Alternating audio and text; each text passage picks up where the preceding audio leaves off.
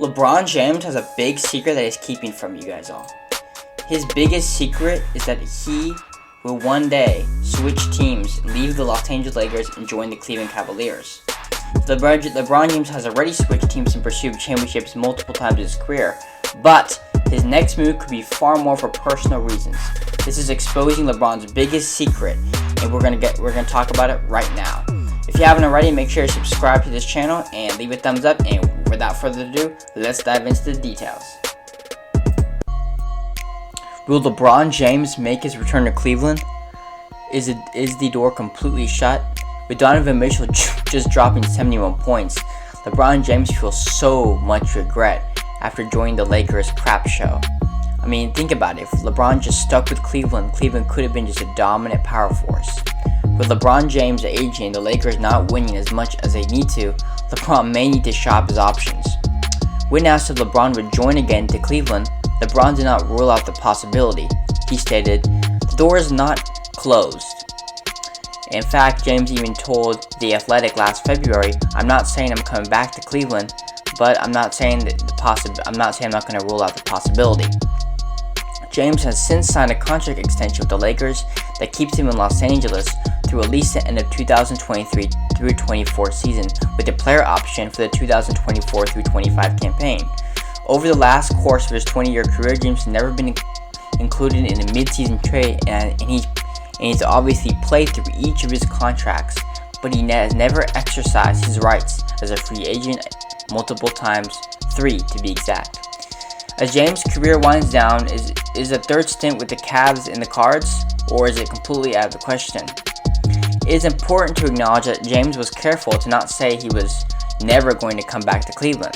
We all know James is a native Northeast Ohio, and has long expressed his interest in one day becoming an owner of an NBA franchise. If his Las Vegas plans don't materialize, could he have been insinuating that he planned to join a future Cavs ownership group? Could it be that the classic one-day contract to retire as a Cavalier is not out of the question? Moving past the specifics of James' very calculated choice of words, a few variables loom large with respect to his future decision. James is on record saying that before retiring, he wants to share the NBA floor with his son Bronny. In the same interview with The Athletic, it's very interesting. James added that my last year will be played with my son. Wherever Bronny's at, there I'll be. This could be a good marketing and business quote to guarantee LeBron's son on a roster spot on an NBA team, but could it be a little bit more than that? As it turns out, James' actions might just be calculated as well as his words. James has the option to enter free agency in 2024, the same offseason in which Bronny becomes draft eligible. While the Cavs have parted with a bevy of draft capital in the past few years, they do happen to own their first round pick once in the next 7 drafts, the 2024 NBA draft. This, of course, is all conjecture, and in 2024, LeBron James could be years away from focusing on a retirement tour. That said, there is one tangible aspect of the situation that could lead LeBron back to Cleveland: winning. To say Lakers team has been overhyped, overvalued for quite some time is clearly an understatement. Yes, Lakers have held their floor against top teams. Yes, Lakers have won against some good teams such as the Milwaukee Bucks, and have even won a couple days ago against the Miami Heat without LeBron James. It is clear that the Lakers still are underperforming and are no way living up to the hype.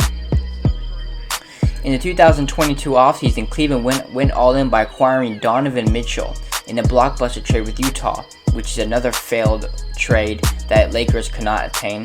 The 26-year-old Mitchell stands alongside 22-year-old Darius Garland as the backcourt of the future, while 21-year-old Evan Mobley and 24-year-old Jarrett Allen make up the frontcourt of the future.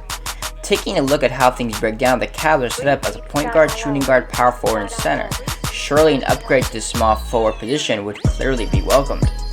While James doesn't exactly fit the development timeline of Cleveland's young stars, he is the greatest to ever wear a Cavs uniform and will likely be performing at an all-star level when he becomes a free agent.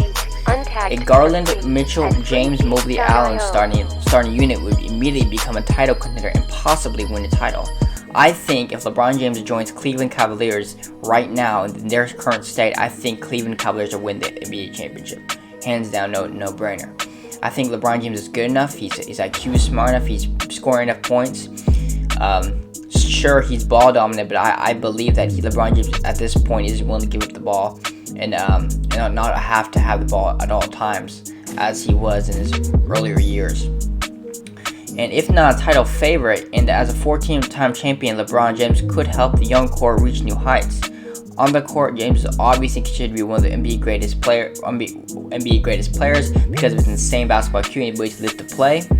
LeBron won obviously alongside Kyrie Irving and with Dwayne Wade. Now imagine LeBron playing with prime Irving and Dwayne Wade at the same time. That would be absolutely insane. History suggests that after an inevitable period of adjustment, that's how he would look playing up Garland and Mitchell, which should be one for the watches. As for concerns around ball movement, this is a 39 or 40-year-old LeBron we're speaking about.